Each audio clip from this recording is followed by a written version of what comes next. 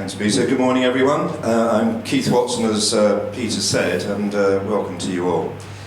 My job's fairly easy. I'm going to introduce our panelists, our experts, and then trying to encourage you to ask as many questions that are relevant to your own businesses or your own personal affairs. So let's start straight away.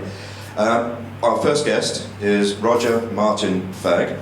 Roger is a renowned economist who's worked for the New Zealand Treasury, British Airways and the Bank of England. Additionally, he's taught management and strategy at several business schools and is the author of Making Sense of the Economy. Available in all good bookshops and Amazon, I presume? Good, excellent. Okay, our second guest is Jackie, who's come down from HMRC in Glasgow. Welcome, Jackie. Jackie's the HMRC International Trade Development Liaison Officer, National Manager, specialising in EU exit, customs declaration, Union Customs Code and customs special procedures. So if our guests would like to take a seat and a microphone, please, and let's welcome them, please. Thank you. So Roger, if you would like to take the podium or the remote, you can start your presentation first, please. Thank you. Morning. Now, I am very pleased to be with you. I thought we should explain what an expert is. You probably know an X is a has-been and a spurt is a drip under pressure. But with my colleagues here, can assure you we're none of those things. What I want to do is in three parts. The first part is to explain to you how the economy really works, because there seems to be a misunderstanding at the highest level of government on that one. And then take a look at what's going to happen over the next 2 years, regardless of Brexit. Regardless, because there are some things already in place in our system that drive what happens to your business. And then thirdly, just take a little look at certainly the next 18 months in some detail. Please interrupt me at any stage. If I say something you'd like to discuss further, I say something you actually don't agree with, or you feel yourself drifting off and you feel you should say something to get back with us, please just do that. Is that okay? So this is going to be a conversation, not a formal session. I've got some pictures to show you, and we'll go through those shortly. So you all work in a business, and the economy is about businesses creating income flows. Income flows for the owners, that's the profit stream. Income flows for the people who actually do the work, the employees. So the economy is all about income generation. So the economy is all about money. But what is money? Money is actually the result of adding value. You do something that someone else is willing and able to pay for, and you get an income stream. So the whole economy is this money machine, which is the process of adding value. You may have heard that expression GDP, Gross Domestic Product. And the word product confuses lots of us, because product implies something that you can drop on your foot. So product implies manufacturing. And lots of people then think a successful economy is driven solely by manufacturing. But actually, that manufacturing is important, but that isn't the case, because GDP doesn't measure product. It measures income generation. Income generation. And I'm going to show you how we measure it in a moment. While we're there, there's a huge difference between income and wealth. The thing about income is you can spend it. The thing about wealth is you can't spend it. You can show it off. You can raise money against it, but you can't spend wealth. So if you go into a smart restaurant in Leeds with 30 of your mates, with no means to pay for it, and the restaurateur says, how are you going to pay for it? Oh, you don't want to worry about this, I own most of Scotland. You'll be shown the door. So the economy is about income generation. Wealth is about what you possess, not what you earn. So the GDP does not measure wealth. It measures income. And on that basis, the income generated by Britain makes this economy of ours the 6th largest in the world, which is pretty good. 66 million people. Is that okay? Does that make sense to you? Do you want to see how we measure GDP? You can say no. Oh, go on now. I'll show you the picture then. Is this the clicker? Yes. So, there's the slide, there's the picture. Take your business, take your top line revenues, that's your sales, subtract from those sales all paid invoices. This is payments you make to people outside your business. So it's payments you make to HMRC, payments you make to suppliers, payments you make to your landlord. If you subtract all paid invoices from your top line revenues, you're left with the income the business has generated. The net profit, income for the owners, wages and salaries, income for the people who do the work.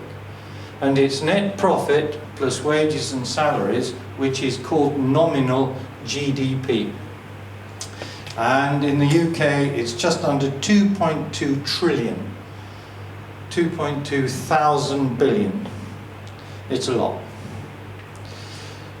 Now the thing about our GDP is that it's mostly created by small businesses in the UK. Businesses that employ less than 200 people. About 60% of it. And you go to other countries, you go to Italy and the figure's over 80%. So it's small businesses that actually create GDP. It's not the big companies. Everyone thinks it is. It's not so. Okay, now the question we all want to ask is, what causes GDP to grow? What causes the economy to expand? And this is where we get into a more difficult area. First of all, you've got to have people with an idea for a business, and then that idea has to be backed with resources, with money. And so the money supply is a really important driver of activity. And I'm going to look at that in a minute. I just want to show you what's happened to our income generation since the referendum. And our economy in real terms, if you just adjust the incomes for inflation, our economy in real terms, when things are going normally, grows at just under 2.5% a year. And since the referendum, the trend in GDP growth, as you can see, has dropped to just under 1.4% a year. Now, there are some very good reasons for this. One of them is underinvestment in plant and equipment and IT, and the other is shortages of labour of all sorts. Those two things together have been a key driver of the reduction in the growth in real incomes. The other thing that has happened is money supply hasn't been growing as it should. Now, when it comes to money supply, there's a bit of a confusion here. So, can I ask you, what percentage of your spending do you use folding money for? And I know I'm in Yorkshire and all those jokes about Yorkshire, I'm not going to go there, but what percentage of your income do you spend using folding money? 1%? Yeah. 5%? Yeah, very little. So the bulk of our spending uses a card or a BACS transfer. Question is, where does the money come from that isn't physical that we spend? Because what we're doing when we put our card on that reader is asking one computer to share an electronic digit with another computer. The question is, where do those electronic digits come from? Anyone got any responses? The banks multiply what they hold as physical money. Very good. Yeah. A-level economics? Yes. Good man. Right. Yes. It comes from the banks. Every electronic digit is a claim on a bank somewhere in the world. And actually, banks are the biggest manufacturing business on this earth. Their core business is manufacturing what we use as money. Now, how do they do that? Well, every time a bank makes a loan, it creates an electronic digit equal to the loan. That's why when a bank makes a loan, it wants all sorts of guarantees from you in case things go wrong. Because none of those electronic digits are real. Okay? So when you go for a mortgage, the bank creates that money out of thin air. If you go to a building society, like a local building society, not one of the big ones, then that would be money that's been deposited. They're different. But if a bank does a mortgage, it creates that money out of nothing. So, the economy is about this flow of money, and this flow of money is created by banks. So when we're forecasting the economy, we really need to look at how much money the banks are creating. And that depends on two things. It depends on our willingness to borrow, and it depends on their willingness to lend. And I'm going to show you what I think is the most important indicator of what's going to happen in our economy. It's this. This is from the Bank of England. They produce this graph every month, and the Bank of England measures both money and lending. Now, money is the red line, and money is the liabilities of the banks. The black line is their lending.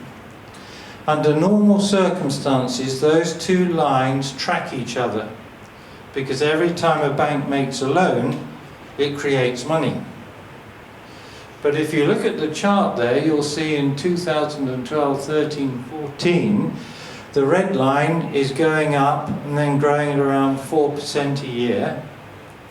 But the black line is shrinking, because over that period banks were pulling in loans. This is after the big crash. And yet the money supply was rising. And that's because of something called quantitative easing. That's the central bank, the Bank of England, creating the stuff that commercial banks were destroying. So quantitative easing was 425 billion of money creation to offset the 375 billion commercial banks destroyed. How did they destroy that money? Calling in overdrafts, not extending people's mortgages. You might say, so what? Well, we like the money supply to be growing, that's the red line, at 4% a year. That enables us to grow, in real terms, between 2 and 2.5% a year. When the money supply is growing faster than that, we raise interest rates to slow it down. When it's growing less than 4%, we either look for quantitative easing to make up the difference, or look to other things, which is government spending. You will know that in this last 9 months, there's been a particularly soft patch in our system. That is income flows to businesses. And that soft patch is due to the money supply growth falling away rapidly in 2017-18. You see, it was moving from 7% a year down to 2% a year. So this red line is a brilliant forward indicator. What's happening to that red line now determines what happens to your income streams over the next 2 years. Now that's a bit complicated, and I'm a simple sort of person, so I want to try and summarize it. Think of a pipe. Think of a hose pipe. Assume there are no holes in the pipe. If you put water in one end of the pipe, depending how long the pipe is, it'll take time before the same amount of water comes out the other end. Now the economy is just like a great big pipe, and money supply is the water. Money supply goes into our pipe, and then it moves through the pipe. As you get orders, you pay invoices. That's the money flowing through the system. And it takes about 2 years to go all the way through our pipe. Now, point about this is the value of what comes out of the pipe, nominal GDP, depends on how much money went into the pipe 2 years earlier, first point.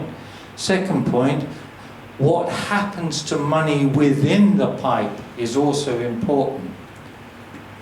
You see, if you think about it, a bank could create money at this end of the pipe at the beginning. It could flow through a couple of firms, creating incomes and profits, and then the third firm has got a finance director who's particularly anal. That means doesn't spend money. And so money gets to that third firm and it sits. It doesn't flow on, because that third firm has an MD and a finance director who are worried about the next 6 months, and they've cut their spend all the way back. This rate of flow through the pipe is called the velocity of money. And this rate of flow through the pipe is determined entirely by confidence, which is determined by 2 things in my view. One is the political arena, how certain are business owners about the landscape they're trading in, and 2, the value of our house. House prices are such an important driver of people's behaviour in the UK. And it's actually not the value of your house, it's the perceived value of your house. Talk to any estate agent and they say the biggest problem we have is our client thinks they know what their house is worth. So, as a simple statement, when perceived house prices are not growing, or worse, are falling, the flow of money through the pipe slows dramatically. When the reverse is happening, when perceived house prices are rising rapidly, the flow of money actually increases. Now, rightly or wrongly, that's how our system works, and I'm going to give you the evidence for that. So, the reason why GDP has been trending downwards for the last year is because of a reduction in money supply, 1, and concern over the political environment, 2. The good news is that house prices, as yet, are not a factor, because house prices in Britain are still rising by 1.8% year on year. Okay, I'm going to pause there for a moment. Does that make sense to you? Yeah? Excellent. Brilliant. Good man. Star pupil here. When do we get to the Brexit bit? You're getting to it now. why have we done this is that everyone is focused on the Brexit bit, and I'm trying to show you that it doesn't matter what happens to the Brexit bit.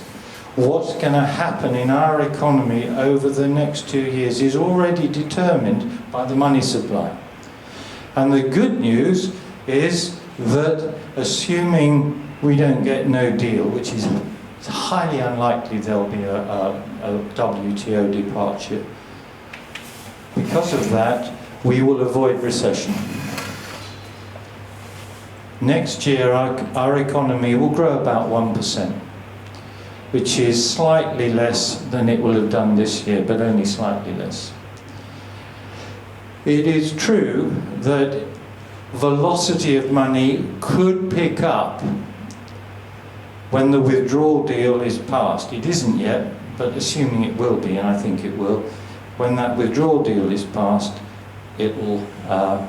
velocity will pick up, because the withdrawal deal gives line of sight to businesses, certainly to the end of 2020. I'm sure you're all aware of this fact, that the withdrawal deal is not leaving. The withdrawal deal is the discussion on the arrangements of leaving. We are going to be leaving the EU over the next 18 months. That's the withdrawal period. That will be extended, in my judgment, by at least another 2 years. And the whole process of leaving the EU will take 5, 6, 7, 8 years. And the reason why it will take that long is that the EU is a legal construct. So everything in the EU is a set of legal documents, and we over 45 years have been creating those legal documents with the EU. And when you leave, it's a bit like getting divorced. There's a whole series of things that have to be agreed. Who gets the dog? Who gets the house? And that's going to take a long, long time. Meanwhile, what matters is the money supply. Okay? So far so good? Okay, so let's go back to house prices. Here's the evidence. If you look at that graph at the top, that's retail sales. Retail sales is about 30% of the flow through the pipe. Interestingly enough, the other 30% of the flow through our pipe is exports. We are a major, major trading nation. 30% of our income stream comes from exporting. Half of that, so 15% of the flow through our pipe, comes from exporting to the EU. Major, major driver of income streams. Anyway, if you look at that chart, house prices are at the bottom. And when house prices are falling, retail sales are completely flat. There's no growth in retail at all. As soon as house prices begin to rise, retail responds, and they track each other. And house prices began to rise after the government, not this government, the last government, announced Help to Buy. When they announced it, no one knew what the details were. The media said the government is going to underpin house prices in Britain. And off we went. That's why house prices are so significant to us. Any questions in relation to that? I don't want to talk at you. We said it was going to be a discussion, so... So all you've got to do is stop building houses and then value the economy, and that's solve the economy. Well, there's a lot of validity in what you're saying. And of course, if you go to Ilkley, there's plenty of evidence for that. So that's all we've got to do to solve the economy. No. To solve the economy, That's what you say. was... That's what you're giving the impression. The impression I want to give you is that house prices underpin consumer confidence in Britain. So governments are very conscious. You have to ensure that house prices are not falling. The moment house prices are falling, consumer confidence goes in the bin and you get a recession. That was 2008 to 2013. Roger, excuse me. Yeah. Our friends with the cameras would like you to be down the front a bit more if you wouldn't mind. Yeah, please. sorry. They Yeah. The light behind you is showing off Got the you. speech. Got you. Going back to your point, for a growing economy, what you need is people with an idea, with energy, and the financing to make that real. That's what you need. And in this country, we've got absolutely no problem, no shortage of people with ideas and energy. But many of you in this room might know that getting financing for that idea can be very difficult. Because in Britain, and this is one of our issues as a country, 84% of the British banks' balance sheets is lending for property. Only 12% of their lending is for the finance of growing businesses. And that's just one of our issues as a nation, rightly or wrongly. The question was, is that an unusual balance compared to Germany? And the answer is yes. In Germany, you'll find that around 35% of German bank lending is for financing growing businesses. German people don't buy the houses the same way we do either. They don't. No, in Germany, a lot of houses are owned by property companies who rent them. About 50% of Germans now own their own home. In Britain, it's now 64%. It was 69%. Home ownership has dropped. Okay. So it will eventually crash for Britain's economy due to the housing. Well, that's a very good point you're making. Due to the house prices. The reason why house prices are likely not to crash is because politically the consequences are so big. So the quantitative easing will come in, the government will borrow money to build facilities, which is just a false economy, which will eventually collapse itself. I know what you're saying. I know exactly what you're saying. It is certainly true governments of any colour will ensure you don't have a house price crash.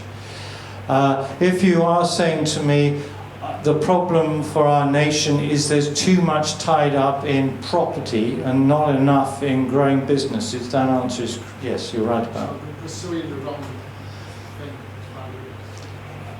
That is an opinion that you have, which I personally agree with, yes.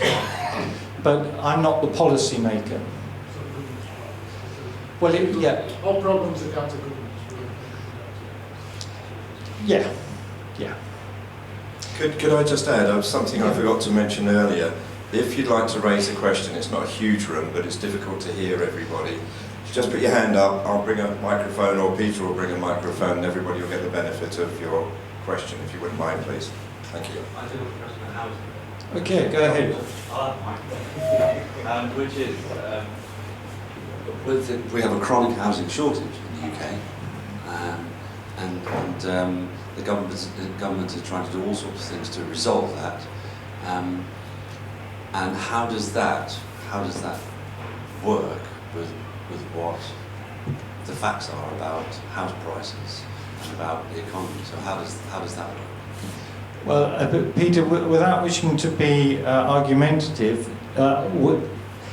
if you actually look at the number of dwellings available in relation to family units in Britain, overall we don't have a housing problem. What we have is a problem that the houses aren't in the places where people want to live. Yeah, so yes, in a lot of areas there is a shortage of the type of housing that people wish to buy, which is why we have that house price pressure. But I do want to say something. The reason why house prices rise as they do in the UK is down to money supply. The price of a house is determined primarily by willingness and ability to pay, which is determined by how much banks are willing to lend. If, for example, we did what the French do, which is you cannot borrow more than 70% of the purchase price, then you'll find that house prices will not move at the rate that they do in the UK. But if banks are offering 90-95% mortgages, off we go. That's the story of us. Anyway, I haven't answered your question. Do we need to build more houses? We do in certain parts of the country, but overall we have enough homes. But people don't want to live necessarily where the houses are available. And do you think there'll be a return to, you could get loans on property of 120% of the property value? Yeah. Do you think we're going to get back to that? And looking into the future after Brexit and maybe a potential crash as people are concerned about? Well, to answer your question, if you go back, the reason why the crash happened in 2008 is British, American in particular, banking system had been doing that sort of lending, 90-95%, 110% mortgages. They are not able to do that now because regulation, which was at the FSA, is now moved to the Bank of England, and the Bank of England is just a whole lot smarter. So there's no way we're going to repeat 2008. And I must tell you, it's a slide, I won't take you through the slide. The Bank of England has modelled the impact of a 30% drop in house prices on the stability of British banks. And British banks can handle a 30% fall in house prices and still remain solvent. And that's because they're holding a much more effectively real money in their balance sheet. It's shareholders' money they're retaining. Something called leverage is what drives our system. And British banks in 2008 only had 2% of their total lending supported by real money. Just 2%. That has changed dramatically. They now have to have just under 5%, which means they can take a drop in the asset value of their borrowers' houses and defaults. So there won't be a repeat of 2008, I can promise you that. Yeah.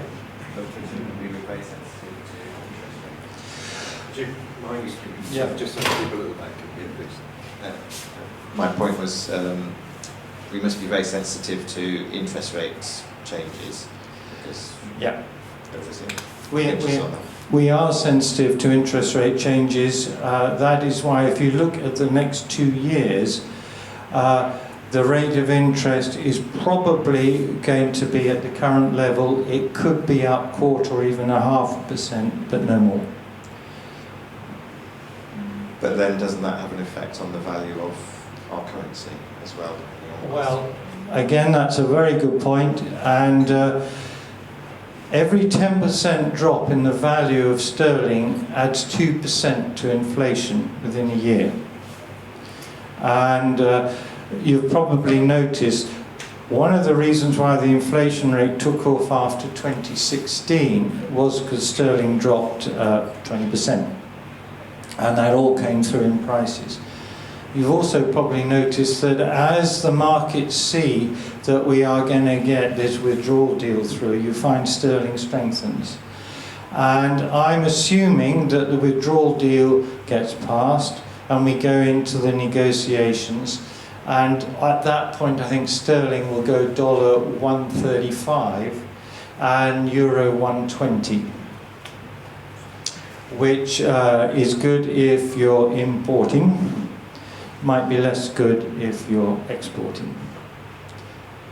Any other questions on that while we're there? So what timescale are you envisaging 120? Is that?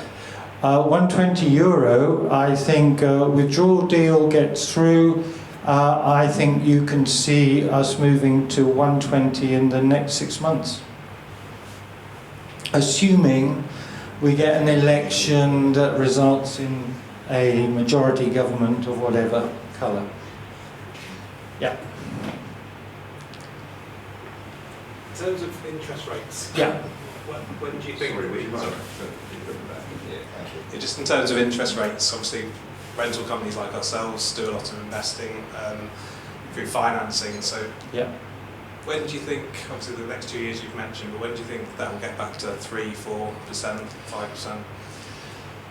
It's a great question, and what we economists have now tweaked is that 5, 6, 7% is probably not going to come back for a long time. So assuming the money supply grows to 7% a year, I don't think it will, but assuming it does, then you'll see interest rates rising in the UK by 1.5, max 2. So if you're doing a business plan for the next 3 years and you want to look at downside, whatever you're paying now, add 3 to it, and that would be the worst it would get, in my view. By the way, I should say I'm not licensed to give personal investment advice. Okay.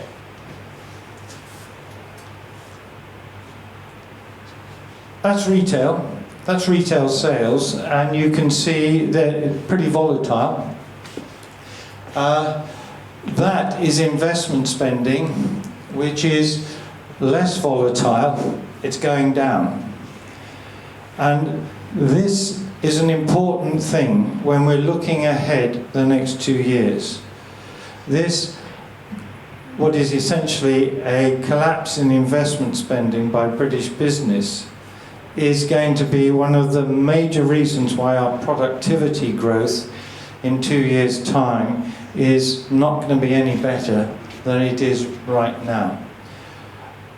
And you might be, in your own case, doing this. Over the last 2 years, because of uncertainty, people have been using labour instead of equipment, capital, because labour's flexible, whereas, you know, once you've signed off a 5-year lease, you've got it. And that's because of the uncertainty. And I don't blame anyone for doing that. You want to be flexible. I have a question about productivity. So we have, the UK is reported as the worst productivity in Europe. And is that just because of our decision to exit? Right.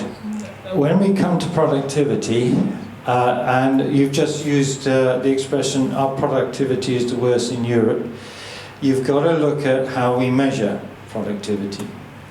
For example, the productivity of the British economy in total is exactly the same as the productivity of the French economy in total. We produce as much nominal GDP, as much added value as they do. However, they produce the same amount of total output using about 16–17% less hours of work. And then if you look at the French economy, how have they achieved that? Well, because of much higher minimum wage, French business has used more capital, more equipment than we have. So they have got the productivity gains of higher capital investment, which we haven't done. So we are a highly productive economy in total. It's just we spend many hours in the week producing it, compared to, say, the French, or indeed the Germans. But we're not a basket case, you know, when you hear all this, we're the 6th largest economy in the world. And we were bigger than France before 2016. Anyway, how am I doing? I'm conscious of time. We're close. Yes, okay. You're probably aware of all this. The withdrawal agreement means we effectively stay in the EU. The withdrawal agreement is about talking about the timescale over which we begin to leave. We'll still be paying our subscription to Brussels. We'll still be in the customs union. We're still in the single market. What we do is negotiate how we're going to relate to the EU. And what this government has got agreed is that we will leave the customs union and we will leave the single market by the end of 2020. Now everyone thinks that's too short a time scale to negotiate all that, so that is probably going to be extended. But the next crunch point for us is when we get up to 2020 and how are the negotiations going. But I think it's really important to realise that we are still going to be business as normal, although we'll be talking about how it will change post-2020. And if I can just give you a personal opinion, if we don't trash the regulations we've agreed to over the years, if we don't trash standards, it's going to be much, much easier for us to do a trade deal with the EU. We can just say, look guys, we've got the same standards as you. And so it's probable we'll get a free trade deal done within 5 years. If we start trashing standards, then it's going to take a lot longer. But I think you should have in your head the whole process of disconnecting ourselves from the arrangements, I think 10 years. And I'm an optimist, personally. Okay, so the only other thing to say is just at the time when the government says we're going to go global, stupid remark, we've been global for years, the global economy is slowing down quite sharply right now, and I think that's primarily down to China, America. It's the unguided missile that is the President of the United States, and that's created huge uncertainty in boardrooms around the world. It's not the tariffs themselves on China, that's not the big issue, it's the whole, well, what's going to happen next? And this has slowed China down, it's slowed Germany down. Germany's nearly in recession. It's slowed us down.